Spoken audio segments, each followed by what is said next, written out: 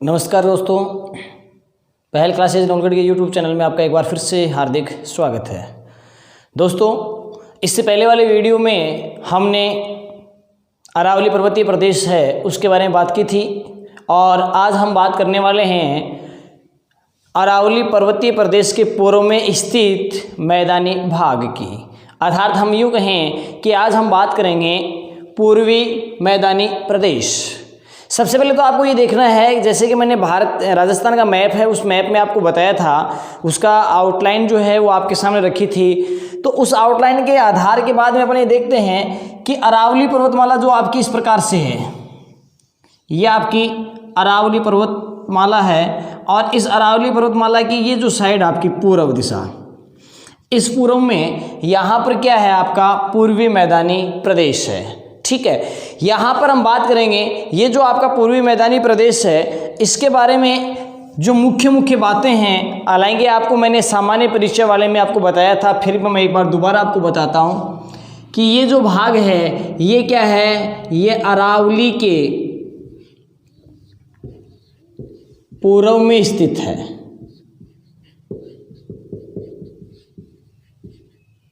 अरावली के क्या है, ये पूर्व में स्थित है।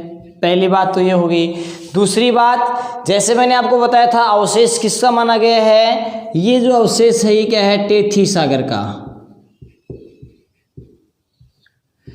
किसका अवशेष, टेथीज बोल दो चाहे सह बोल देना, टेथी सागर का अवशेष माना गया है इसको। क्योंकि मैंने आपको शुरू वाले वीडियो में बताया था कि मिट्टी वाला पार्ट है वो जल का क्या करता है, अवशोषण करता है। तो मरुस्थल वाला पार्ट और पूर्वी मैदानी प्रदेश, ये दोनों के दोनों टेथी सागर के अवशेष हैं। इसके अलावा अरावली और आपका दक्षिण पूर्वी पठारी प्रदेश है, ये क्या है, आपका गोंडवाना लैंड का अवशेष से माना जाता है। इसके बाद में हम बात करते हैं कि इस भाग का जो निर्माण है वो किसके कारण होता है। यदि हम इसके निर्माण की बात करें तो इसका निर्माण जो है वो विभिन्न प्रकार की नदियां जो हैं, क्योंकि मैदानी भाग का निर्माण किसके द्वारा होता है, नदियों द्वारा होता है। तो इसके निर्माण की बात करते हैं तो ये क्या है, ये नदियों द्वारा जमा किया गया जो अवसाद है, नदियों द्वारा जमा किए गए अवसाद द्वारा, अर्थात नदियों द्वारा जमा किए गए अवसाद से इसका क्या होता है, निर्माण होता है। फिर हम बात करते हैं कि इस भाग की यदि जनसंख्या की बात करें कि राजस्थान की कुल जनसंख्या में इस भाग में कितनी प्रतिशत जनसंख्या निवास करती है, यहाँ पर राजस्थान की लगभग 39% जनसंख्या निवास करती है। इसके बाद में यदि हम बात करें इस भाग का क्षेत्रफल है वो कितना है, राजस्थान का जो टोटल क्षेत्रफल है उस क्षेत्रफल का ये 23% भाग बनाता है। कितना परसेंट, 23%। इसके बाद में हम बात करते हैं यहाँ की जलवायु। ये जो भाग है, इस भाग की जलवायु है वो कैसी है, आर्द्र जलवायु है, आर्द्र जलवायु। ठीक है। उसके बाद में यहाँ हम बात करते हैं कि इस भाग की औसत जो वर्षा है उसकी बात करते हैं तो यहाँ पर जो वर्षा होती है आपकी, ये 50 से लेकर के और 80 सेंटीमीटर के मध्य होती है। फिर हम बात करते हैं इसमें मिट्टी किस प्रकार की पाई जाती है, तो ये जो आपका पार्ट है इसमें जो मिट्टी पाई जाती है वो उपजाऊ मृदा होती है जो नदियों द्वारा जमा किए गए अवसाद से बनी होती है। तो यहाँ पर जो मिट्टी है वो कैसी है, यहाँ जलोढ़ मिट्टी पाई जाती है, या ये नाम नहीं आता है तो कई बार क्या नाम आ जाता है, दोमट भी नाम आ जाता है। ये नहीं आता है तो कई बार नाम कछारी भी आ जाता है। ठीक है, मृदा या मिट्टी ये आपकी कौन से भाग में पाई जाती है, ये आपकी पूर्वी मैदानी भाग में पाई जाती है। इसके बाद में यहाँ एक इम्पोर्टेंट बात आपको और बताता हूँ मैंने पहले भी बताया था, ये मैदानी भाग जो है ये पश्चिम से, इधर आपका अरावली आ गया और पूर्व, यानी पश्चिम से पूर्व की ओर क्या है, ये 50 सेंटीमीटर समवर्षरेखा द्वारा क्या है, विभाजित है। तो इसका मतलब आपको ये भी याद करना है, यह मैदानी भाग, यह मैदानी भाग पश्चिम से पूर्व, पश्चिम से पूर्व की ओर 50 सेंटीमीटर समवर्षा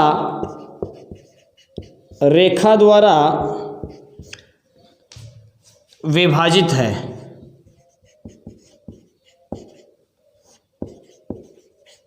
अब यहाँ एक चीज़ ये आती है, ये समवर्षा रेखा होती क्या है, अर्थात कोई भी दो स्थान जहाँ पर वर्षा क्या है समान मात्रा में हुई है, तो किन्हीं दो स्थानों पर समान वर्षा वाले स्थानों को मिलाने वाली रेखा क्या कहलाती है, समवर्षा।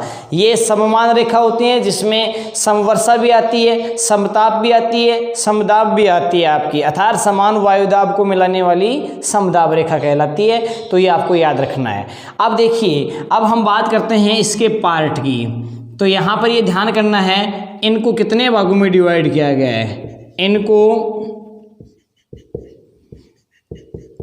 4 भागों में,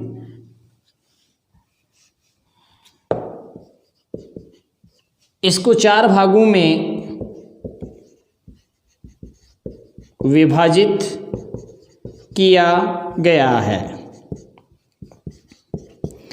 4 भाग कौन कौन से हैं मैं आपको यहाँ बता देता हूँ इनके बारे में एक बार।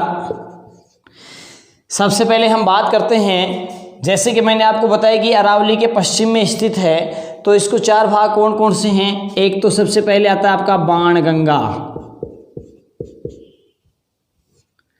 बाणगंगा का मैदान।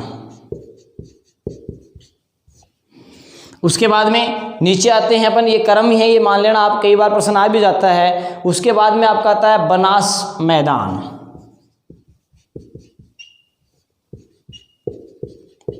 बनास का मैदान। उसके बाद में आता है आपका चंबल का मैदान, और लास्ट में आपका आता है माही बेसिन, या फिर दूसरा नाम भी आ जाता है यहाँ पर 56 का मैदान।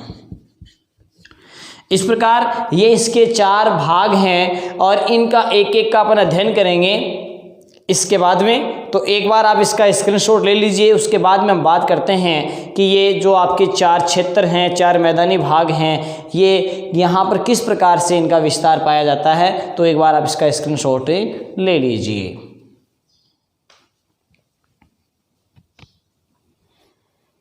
चलो आगे देखते हैं। इसके बाद में हम बात करेंगे यहाँ पर कि ये जो आपका 4 पार्ट हैं, इनमें एक एक के अध्ययन करेंगे। एक चीज़ मैं आपको और बता दूं यहाँ पर कि इस प्रकार से यदि अपन बात करते हैं,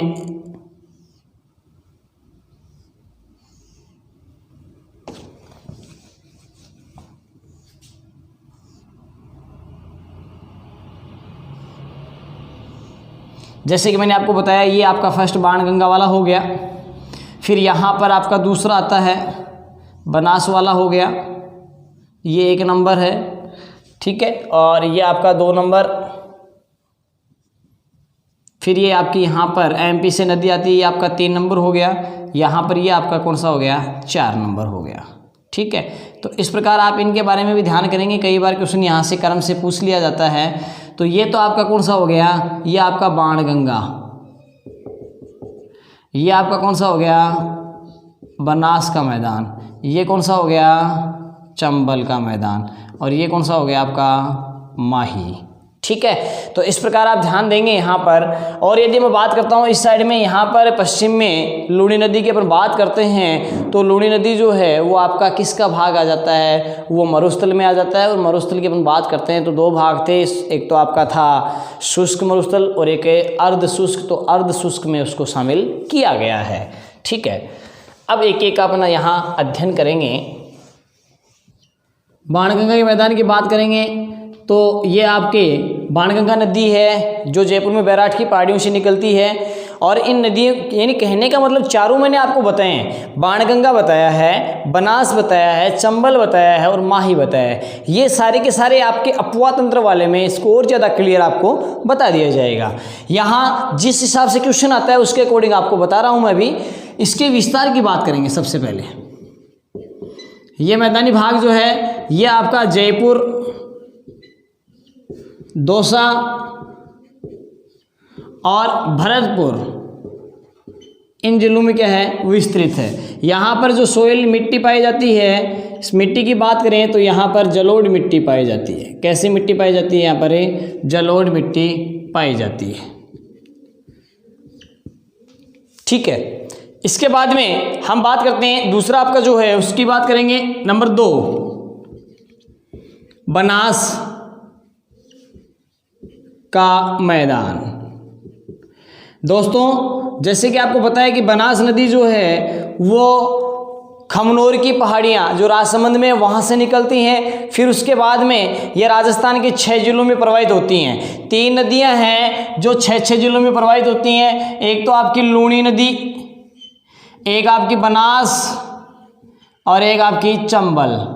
ये 3 नदियाँ ऐसी हैं जो कि 6 जिलों से क्या होती हैं, प्रवाहित होती हैं। ये आपको याद रखना है क्योंकि ऐसा क्वेश्चन पूछा जा चुका है। तो यहाँ पर ये जो नदी आपकी बनास नदी है, ये आपकी खमनोर की पहाड़ियाँ जो राजसमंद में वहाँ से निकलती हैं और उसके बाद में ये चित्तौड़गढ़ में, ठीक है, उसके बाद में कहाँ आती हैं, ये भीलवाड़ा में आती हैं और भीलवाड़ा में आने के बाद में ये अजमेर, टोंक और सवाई माधोपुर में, जहाँ पर आपको पता है चंबल में क्या हो जाती हैं, विलुप्त हो जाती हैं। ठीक है, तो अब देखिए रामेश्वरम में, अब देखिए हम बात करते हैं यहाँ पर कि इस और बनास नदी है, इसको आपको पता है कि वन की आशा या वर्णाशा भी कहा जाता है। अफवाह की दृष्टि से राजस्थान की सबसे लंबी नदी है, लेकिन यदि केवल राजस्थान की सबसे लंबी नदी की बात करें तो चंबल, लेकिन अफवाह नाम यदि जुड़ जाए तो बनास करेंगे। ये आपको ध्यान रखना है दोस्तों।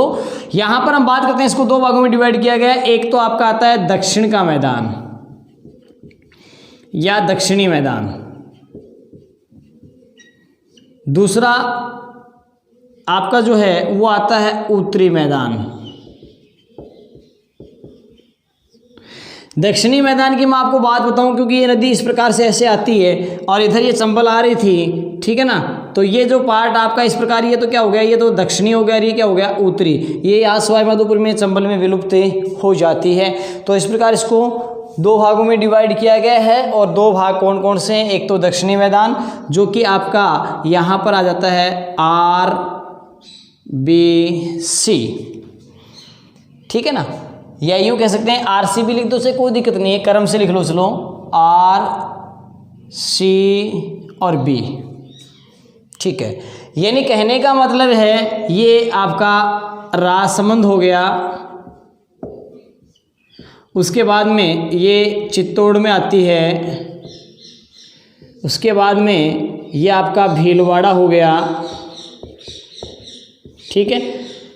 अब देखिए इसको और क्या कहा जाता है, इसको कहा जाता है मेवाड़ का मैदान, अर्थात इसको मेवाड़ मैदान बोला जाता है। और इसको क्या बोला जाता है, इसको बोला जाता है मालपुरा करौली मैदान। ये आप ध्यान कर लेना, कई बार कंपटीशन में पूछ लिया गया है। ये जो भाग है ये आपका कहाँ, ATM, ये एनी टाइम मर्डर नहीं है, ना कि automatic trailer machine.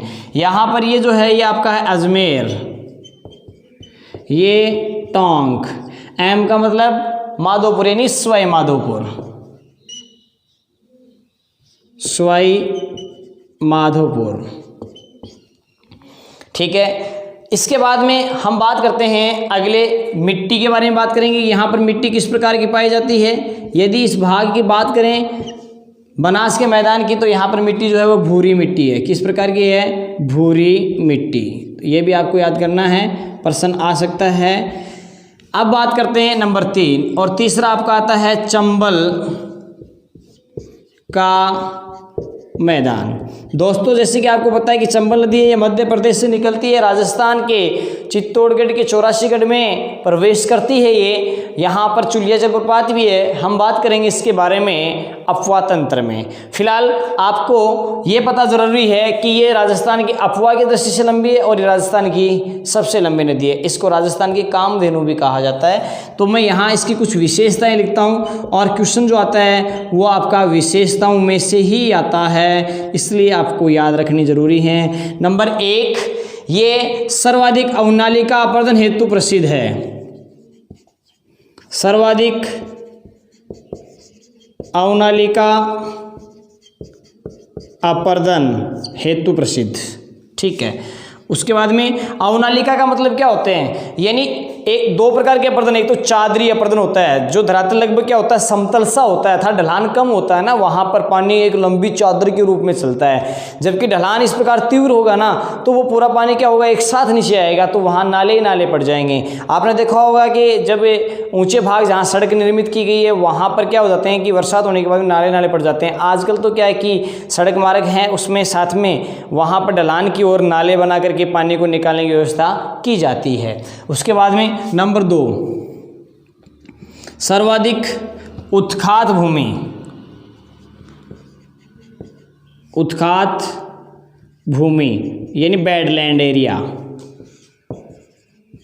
Badland area.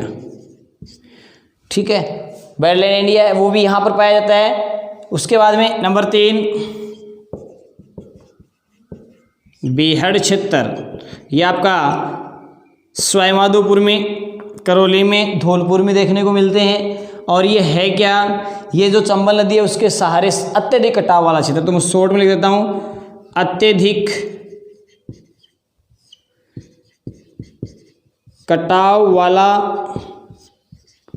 क्षेत्र जो कि अनुपजाऊ होता है। नंबर 4, ये आपका आता है डांग क्षेत्र,